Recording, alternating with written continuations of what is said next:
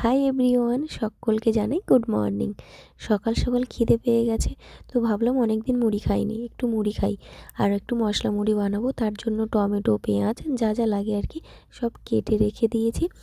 আর এদিকে দেখো চা বসিয়েছি, আদা দিয়ে চা, কারণ দুধটা ফুরিয়ে গেছে তো দুধ চা বানাতে পারছি না, তো আদা দিয়ে চা বানাচ্ছি। আর এদিকে দেখো সব কেটে রাখা টমেটো, পেঁয়াজ, কাঁচা লঙ্কা আর ডিমটা ভাজলাম দেখলেই, সব কিছু তেল, লবণ সব কিছু দিয়ে ভালো করে একটা মুড়ি মাখবো। আর টেস্টি টেস্টি মুড়ি মাখা কাদের কাদের খেতে ভালো লাগে অবশ্যই আমাকে কমেন্ট করে জানিও। আমার তো খুব পছন্দ মুড়ি মাখা হলেই আর কিছু চাই না। তো এখন সেটাই করছি, মুড়িটাই মাখছি।